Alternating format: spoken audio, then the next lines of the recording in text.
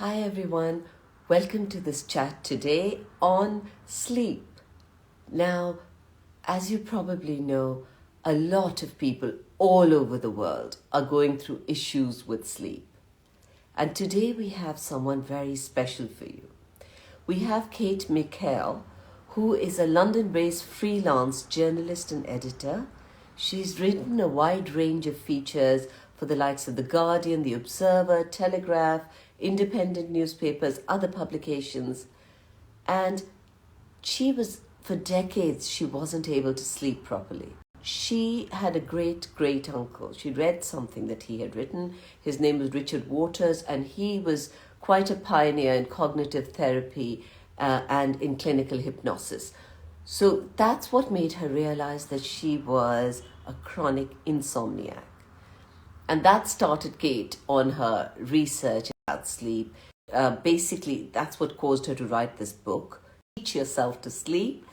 And she explores the biology and science of sleep and looks at sleep from many different perspectives. It's very interesting reading. She talks about how to improve the quality of sleep, the health, the well-being. Hi, Kate. How Hello. are you? I'm good. How are you? I'm very good. Delighted to have you here today. Yeah, it's As we wonderful were to be saying, here. thank you. And I did a quick introduction. And as I was saying, this is a subject which I have had more questions on than any other subject. So thank you for doing this.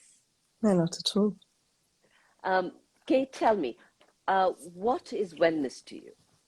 Well, wellness to me, I mean, it's about, mind-body equilibrium and really being sort of strong, both physically and emotionally. And of course, if you can have quality sleep, then that really helps with that because, if we're well rested and we get a good sleep work-life balance, the three in good balance, then we are healthier, we are physically stronger, we are emotionally stronger. We're more resilient. We're on a more emotional sort of even keel.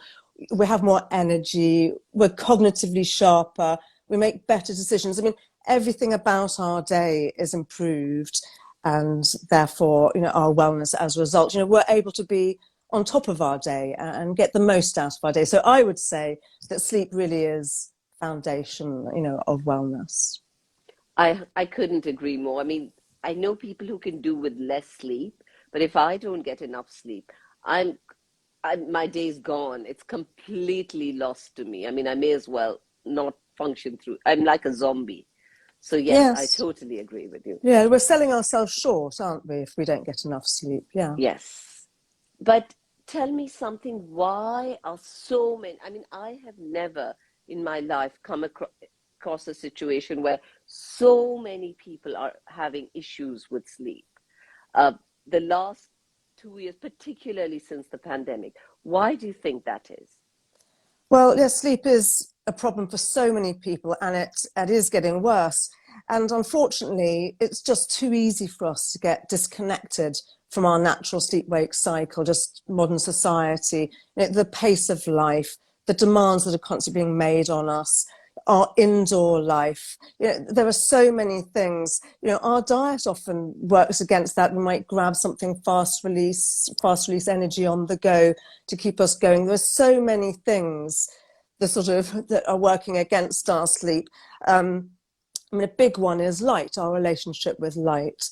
That, like I said, we spend so much time indoors these days, and we really need natural light signals to sync our circadian clocks on a regular basis. I mean, as human beings, we're hardwired to line ourselves up, sync in with the rising and setting of the sun. But of course, too often we just sort of get up, get to the desk or short commute into an office, and we're not getting that daylight. So we're not sending the light signals we need that our brain then takes and reacts accordingly to sort of, in this instance, set up our circadian rhythm so it runs smoothly night and day on a regular 24-hour rhythm. So that's one big thing. I did discuss this with Professor Brainard, who's a NASA light scientist, discussed, I had talked to him for the book, and it's fascinating about how sensitive we are to the light around us, and all those signals are being relayed constantly. Our body, we physiologically react. And he's absolutely fascinating and a complete expert, because obviously he was talking to me about melatonin. So later on at night, obviously we need our melatonin levels to rise, and how quickly we can suppress that with the wrong light signals. So that's one big area. Another one is our cortisol levels. I was saying the pace of life these days being so fast, our cortisol levels, our stress chemicals, can be pushed up. We don't necessarily have to feel, oh, I'm so stressed, but it's even just the relentless demands, the relentless messages, alerts, things we have to respond to, noise pollution. These are all pushing our cortisol levels up, and that can stop us sleeping well at night. That's one of the biggest things that can stop us sleeping at night. It is a big problem, and it's how do you get back on track? Once these habits are set up and these sleep-wake patterns, they can become quite entrenched. And so it's knowing how you can, dismantle that habit and establish a better sort of sleep-wake routine. So it's very interesting what you're saying about light and how important that is. Yes. So you're saying light, cortisol. I mean, it's the pace of life as well, like I'm saying. It's the constant demands that we make on us, so that we don't sort of have time to switch off. We're sort of chasing our to-do list too much often. So Tell me, Kate, what do you recommend for all these people who are having a problem going to sleep? Going to sleep. Well, I mean, some people have trouble falling asleep, as you know. Some people wake in the night. Some people wake too early. But I mean, the big thing starting off is sort of knowing the basic biology of sleep and how your mind and body works. I mean, this is really vital, because then, we can work against it without even realizing we're working against it. So if you know how it works, then you can work with it. You can support your biology and your body and your whole sleep-wake pattern. So that is key. Also looking at the causes, what is your sleep issue? Like say in this instance, maybe going to sleep, but what is causing that? It's not just in the moment, it's things that have been happening in the day. So it's once you understand what shapes our sleep, then you can look at that objectively and go and work out what is shaping your sleep specifically, what is stopping you from going to sleep at night. Is your mind worrying? Are you thinking about problems in the day? Is your bed uncomfortable? It might be sort of things like that. Or is there light pollution coming in? It's working out what is stopping you and then dealing with the causes. So that was, I used to, as you said, I was a chronic insomniac for years and years. And I tried sort of regular things. I had sort of my lavender oil and did lots of relaxing sort of routines towards the end of the day or just before bed. But I had no concept really of how my sleep was formed or what. And so I really had no control of the situation at all, I realise now. And without that understanding, you can't particularly. So it's a matter of realising that our night and day are completely intertwined, and everything that happens in our day impacts our sleep at night. I'm taking a light, for example, with this. I now am very conscious of the light I take in, particularly in the morning. I will, as I said, take in that light. I go for an early morning walk if I can. I also have a light box on my desk. If I put on my box, which is just in the corner of my desk here, for maybe an hour in the morning, that's giving me 10,000 lux, very, very clear light signals to my brain to, sync my circadian clocks and give me a serotonin release and make me more alert for the day. So I use different tactics like that during the day to send the right light signals. Because funnily enough, we need to actually reset our body clocks every day. Because I don't know if you know, we run slightly longer than the 24-hour clock outside our body clock. So these light signals are very valuable. Also cortisol, the other point would be cortisol. How do you get your cortisol down? It's sort of being mindful of, different things work for different people. I've got a whole chapter on this science-based stress busters, I call them. And it's not necessarily stress, it's tension or just being overstimulated during the day. Like I said, too much going on, our mind over-engaged. So what can we do to counteract that? As I said, different things work for different people. Nature was a huge one for people these past 2 years and continues to be, and that's got proven results. It brings cortisol down, it pushes up our happy hormones. It, it really makes physiological difference, a positive difference to us. So I'll use different tactics in the moment to try and bring, to sort of balance out my hormones in that way. I mean, one of my ones is I look at the 4 happy hormones, which I've arranged into DOS: dopamine, oxytocin, serotonin, and endorphins. And if you can look at those, there are little things you can do to sort of just give them a lift, and then yourself a lift in the process, and counteract, the anxiety or the stressful hormones that are being released. And also the third thing, which is really important, often overlooked, is the words and thoughts that we use. I mean, this is what I found fascinating researching the books, which came, as you said, from my great uncle Richard Waters. Just the power and the effect that our words and thoughts have on us. They actually change us. They change our sort of, our expectations and, but also us physiologically and our behavior, including sleep. So a big one is, do not call yourself a bad sleeper. This actually feeds into your experience of it. The neuroscience behind this is extraordinary. And there's one particular Professor Alison Wood Brooks at the Harvard Business School. She's done some extraordinary studies in this and how the words we use change how we actually feel and then how we subsequently behave. So yes, do not call yourself an insomniac or a bad sleeper would be my third tip there. So that's really interesting. There's things that you've said today which I don't hear people saying. So the first one was, there's a very important point you made, that your day and night are intertwined. So what I hear a lot of people say is that, okay, 3 hours before sleep, you should do this. But nobody has said to me before, till I read your book, was that the day and night are intertwined. So what you do in the morning will affect your sleep at night. That is very interesting. Yes. And your light box theory was very interesting. Yes. Well, this is it. Everything happens in our day, goes into our night. We dream about things that happen in the day. I mean, and then, depending on the sleep we've had, that affects the day we have. So yes, it's, our life is one. So it's looking after, every hour of the day. Yes. So of course you talked about hormones. And then the other thing, which is very important, and I really believe that, is what you've said about your power of suggestion. So be careful what you think. Don't keep saying, oh my God, I'm not going to be able to sleep again. Or, you've convinced yourself of that, or you convince your subconscious mind that you're a bad sleeper. So that is something which is every thought is live almost. Yes, it is. Yeah.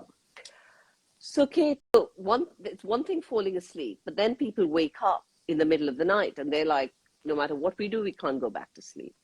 So what do you suggest for that?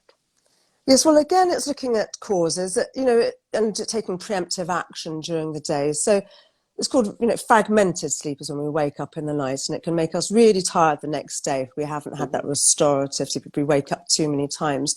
So there can be things as simple as caffeine and alcohol. They disrupt and fragment our sleep, as does cortisol. Cortisol fragments our sleep. So it's looking at the causes. What can you do in the day to help set that up and stop it happening? Learning your caffeine cutoff or point or whatever. But also, of course, it can just become a habit after a while. So even if you take away all those things, the habit is there. So dismantling that habit, which I have a chapter on the science of habits, where I talked to Dr. Carl S. Smith, who's a habit expert. Absolutely fascinating how habits establish themselves in the brain, why your brain reaches for one habit over another, and what we can do to dislodge one and set up another one that we do want. But I mean, one thing to remember if you do wake in the night is really, it might sound easier said than done, but it's not, is to just don't worry about it. It is perfectly natural to wake up between sleep cycles. You know, we sleep in these roughly 90-minute sleep cycles. So we go from being awake into a light sleep, into a deeper sleep. Then we go into our REM, rapid eye movements, dream sleep. And then, you know, we can surface between that and our next 90-minute sleep cycle. So it's not the end of the world. It is perfectly natural. So you can just tell yourself, you can use suggestions, just say, I don't have to worry about this. I will just go back and have however many more sleep cycles I'm going to have tonight. Because obviously worrying it triggers our fight or flight. And then that triggers the hormones that come with fight or flight. So that is going to wake us up, make us mentally alert. Of course, not reaching for a blue-white light is another. That is a complete no-no, because that will send wake-up light signals. You know, keeping it dark, doing some controlled breathing. You can increase your slow brain waves. If you can reduce your breaths to sort of, you know, breathe into 5, out 5, or even up to 10 in and out, reducing your breath to sort of right down to 6 or 3 a minute. You can increase those slow brain waves. And looking at looking at the habits, you can, my problem going to sleep often was that I'd start thinking about things. I didn't give myself enough time in the day, clearly, to think about things, or I was running, and then just stopping. Likewise, in the middle of the night, might wake up and have worries that have woken you up, or, oh my goodness, I've got this to do tomorrow, or stresses, or the news is obviously huge stress trigger. So with any habit, if you remove an element of it, there are various building blocks. If you remove an element, obviously you create a vacuum. Like with smoking, people often chew gum or something to replace that. So you can fill in that. So if you take out the rumination and the worrying, you can put in listing anything you're grateful for, anything that went well in your day or your week, and that will fill that vacuum, and then help you relax and offset any fight or flights, so that you can relax into rest and digest, which is the state we need to be in to then drift back to sleep. So you're saying basically gratitude, deep breathing, not reaching out for the blue light for your phone or putting on a television. Those are the 3 big ones if you wake up in the middle of the night. Yes. Yeah. Okay. And the other thing you hear from people are, when people say, I've slept the whole night, but I wake up exhausted, which means the quality of their sleep was not great. So, and that's why you find lots of people wearing the Aura ring, because they're trying to monitor the quality of their sleep. Why are they so tired in the mornings? Yes. What is your opinion on how to help them? It is a very interesting one, that, because like you say, some people, we need what they say, a minimum of 7 hours. Or if you're going sleep cycles and your sleep cycle is 90 minutes, that's going to be 7.5 hours. But so say you have got your 7.5 or even 9 hours and you wake up exhausted. I mean, it's fascinating, because interestingly, insomnia is classified as a subjective disorder by the American Academy of Sleep Medicine. And what that means is it comes down to our personal perception of how well we've slept, how much we've slept, how long it took us to get to sleep. Because interestingly, when they've done studies on this, insomniacs often take less time to fall asleep than they thought. They wake less often than they think, and they do have deep sleep. But like you say, they wake up feeling exhausted. So it's, first of all, remind yourself that insomniacs do get more sleep. Reassure yourself you are getting enough sleep. You are getting more sleep than you're consciously registering. And how long does it take? I mean, if someone's had a sleep pattern that's settled into their life for a while, how long would it take them to change their sleep pattern? Well, there was a study done on this. How do you set up a new healthy habit, desirable habit that you want? It was carried out by the UK's Health Behaviour Research Centre. And they found that it takes a minimum of 18 days to set up a new habit and an average of about 66 days. Right. It can take longer, but the fact is there's progress all the way. So even if you are someone who takes 66 or longer, recognize that you are making progress and focus on on that progress you're making, so that will cement that new habit even more and make it even stronger, and until it becomes automatic. Okay. And in terms of melatonin, what is your view on that? Because there's a lot of mixed reports on that. Yes, well, melatonin, yes, there have been a lot of mixed reports. Taking artificial melatonin, obviously Supplements. not the supplements. Yes, they're supplements.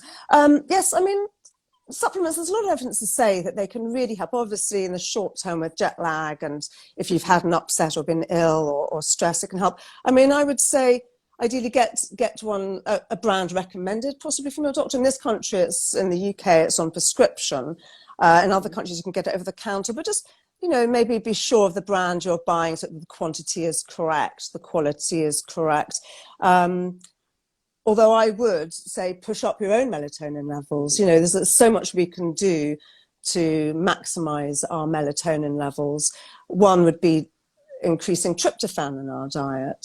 Tryptophan you find in sort of protein foods, high protein foods, like animal products, but also beans, pulses, that sort of thing. And oats, a wonderful source of tryptophan. And tryptophan, the body needs to produce serotonin, the happy hormone, which in turn we need to produce melatonin, the sleep hormone. So if you have lots of tryptophan in your diet, that's a really good starting point.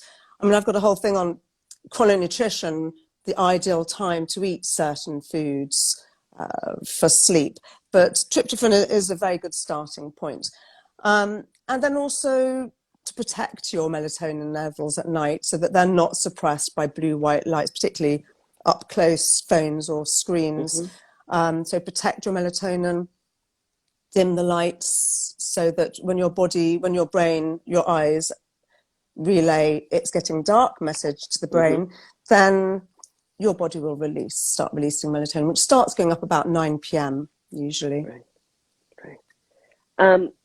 And how can we ensure that people who don't have a problem with sleep, like children, that their sleep patterns remain healthy? Because what's really disturbing is a lot of teenagers, as young as being teenagers, there's a lot of disruption in sleep pattern at the moment. I know it is very worrying, and because it really impacts them, physically, but emotionally, it's huge. And of course, just on a base level, obviously, it impacts their learning as well, because we learn while we sleep. So yes, with children, it's sort of just trying to keep their circadian rhythm strong, strengthening, trying to make sure they are getting those right light signals, which means coming off screen, not gaming too late into the night, or if they are gaming, I mean, teenagers, it's a battle, isn't it? Then can they wear those? Can you convince them to wear the blue light blocking glasses so that at least their melatonin levels are being protected? Of course, they're still being engaged mentally, and it's that overstimulation that needs to be counteracted as well. But not having the phone, not using the phone as an alarm is if you can have a radio alarm I bought for my boys, so that they can just be woken up with music and not use their phone as an alarm. Things like that. Anything we can do to sort of strengthen their circadian rhythms, and try and avoid the social sort of jet lag, they call it, where you sort of have huge lines at the weekends that they're up at sort of 7, half 6, 7 for school midweek. If you can try and iron that out a little bit, then that would really help them. Okay. And what you hear from a lot of people is that when there is, even people who don't have issues with sleep most of the time, when there is a sudden stressful situation in their lives, then their sleep gets disturbed. And we've all seen that when we're worried about something, we're constantly thinking about it. So, how can we help with something like that? Well, yes, like you say, everyone can have very, very stressful days sometimes, or stressful weeks. So, it's doing what works for you to sort of give you time to pause and to sort of have a break and try and bring down those stress chemicals. Going for a walk is a fantastic one. Forest bathing, as it's called, is wonderful. The research on this is there. It stands up that being surrounded by trees actually does make us feel better. It does calm us down. We need to try and activate our parasympathetic nervous system, and we can be proactive about that, to try and help ourselves. We can't control the stress that's thrown at us so often, but we can control how we respond to it, how we manage it. And there are lots of really fantastic and effective tactics we can use to help ourselves get through these. So, like I say, yes, walking outside, trying and increasing your rest and digest state. And also, when you go to bed, you might feel stressed, but you can say to yourself, you don't have to worry about that. I will look at that while I dream. I'll think about that while I dream, because actually dreams are wonderful for processing intense emotions and emotions that really upsetting during the day. We can look at those, or we do look at those while we're asleep, but from a non-emotional standpoint. So it gives us that perspective, that distance, and actually makes us more able to cope with it. So we're back to the power of suggestion. Yes, power suggestion is everywhere, incredibly. Yes. And what is your view on power naps or naps during the day to rejuvenate yourself? Well, naps can be very, very useful. If you're chronically sleep deprived, or if you just need a top up, they make you cognitively sharper if you just need to have that you really need to be firing on all cylinders. But so for a power nap, maybe they keep it short, so you don't get into a deep sleep. So that might be about 20 minutes. If you can do it, regular nappers can do those short ones quite easily, where they can just do a 20, 30-minute nap and wake up fully refreshed, and that can be very useful. If you're chronically sleep deprived and you've had hardly any sleep cycles during the night, then you could give yourself a whole sleep cycle, a whole 90 minutes during the day, to really, so you can get through the day. But not to take it too late in the day is key. Not for too long. If you take your nap mid to late afternoon, really, they say 1 o'clock really should be the cutoff. So the earlier the better. The problem is, during the day we have a sleep drive, a sleep pressure that builds up the more we're awake. By the longer we're awake, and depending on how much we move, we build up this sleep pressure. But if we then take a nap at middle of the afternoon, we release that pressure, and then we don't have enough time for it to build up again before we go to sleep. So we're not going to be tired enough to get sleep or stay asleep. So yes, naps are wonderful, but in moderate, short and earlier, I would say. Okay. And any advice for people listening in, and then we'll move on to the people's questions. So, running just my top 5 from what we've been going through, I'd say, just remember that everything about our day feeds into our sleep. They are interlinked. So your bedtime routine starts when you open your eyes in the morning. The second one, get outside as much as possible. Get natural light in your life as much as you can, or the windows. 3 would be proactive about managing your cortisol and doing what you can to, reduce the tension and overstimulation in your life. Diet. There are lots of things to diet, but the one that I would say for now is tryptophan. If you can increase your tryptophan, then more serotonin, more melatonin. And yes, 5, suggestion.